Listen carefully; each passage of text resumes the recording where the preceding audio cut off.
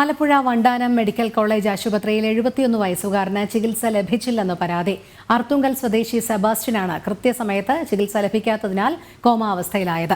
അടിയന്തര ശസ്ത്രക്രിയ വേണമെന്നും എന്നാൽ വണ്ടാനത്ത് ICU ഒഴിവില്ലെന്നുമാണ് ആശുപത്രി അധികൃതർ അറിയിച്ചതെന്നും സെബാസ്റ്റ്യന്റെ കുടുംബം പറയുന്നു.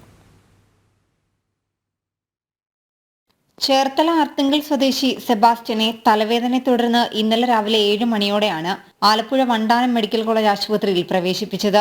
8 മണിയോടെ ജൂനിയർ ഡോക്ടർമാർ എത്തി പരിശോധിച്ച് ഡ്രിപ്പും ഗുളികയും നൽകി. അതോടെ സെബാസ്റ്റ്യൻ കുഴഞ്ഞു വീണു. വീട്ടുകാർ ബഹളം വെച്ചതോടെ ഉച്ചയ്ക്ക് CT സ്കാൻ ചെയ്തു. തലയിലെ ഞരമ്പ് പൊട്ടിയതായും ഉടൻ ശസ്ത്രക്രിയ നടത്തണമെന്നും അറിയിച്ചു. എന്നാൽ ആലപ്പുഴ മെഡിക്കൽ കോളേജ് ആശുപത്രിയിൽ ICU സൗകര്യമില്ലാത്തതിനാൽ മറ്റെവിടെയെങ്കിലും കൊണ്ടുപോകാനും നിർദ്ദേശിച്ചതായി സെബാസ്റ്റ്യന്റെ മകൻ വിനോദ് പറയുന്നു. രാവിലെ അച്ഛനെ കൊണ്ടുവന്നു അഡ്മിറ്റ് ആക്കുന്നു.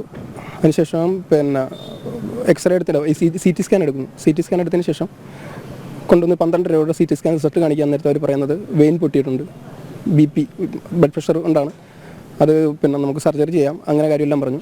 അവസാനം കുറേ കഴിഞ്ഞ് ഓരോരുത്തർ വന്ന് മറിച്ച് പറഞ്ഞു ലാസ്റ്റ് പറഞ്ഞ് ഇവിടെ ICU ബെഡില്ല, നിങ്ങൾക്ക് എവിടെയെങ്കിലും ഉണ്ടെങ്കിൽ പറ്റുമെങ്കിൽ കൊണ്ടുപോകാം, അല്ലെങ്കിൽ നേരെ കോട്ടയം പോകാമെന്ന് ആദ്യം പറയും. കോട്ടയത്തേക്ക് വിളിച്ചു വിട്ടിട്ട് അവിടെ ICU ബെഡില്ല, അതിന് ICU സൗകര്യമുള്ള ആംബുലൻസ് ഇല്ല. അവർ വിളിച്ചു വെച്ചപ്പോൾ അത് ഫെസിലിറ്റി ഉണ്ട്, പക്ഷേ അതും അവർ പറഞ്ഞ അവിടെ ICU ഇല്ല. ഇപ്പോൾ വീണ്ടും അച്ഛൻ കോമ സ്റ്റേജ് പോലെ ഇത്രയും നേരം വെന്റിലേറ്റർ അവസ്ഥയിൽ കിടക്കുക. സാമ്പത്തികമായി പിന്നോക്കം നിൽക്കുന്ന കുടുംബത്തിന് സ്വകാര്യ ആശുപത്രിയിൽ കൊണ്ടുപോയി ശസ്ത്രക്രിയ നടത്താൻ കഴിയില്ല.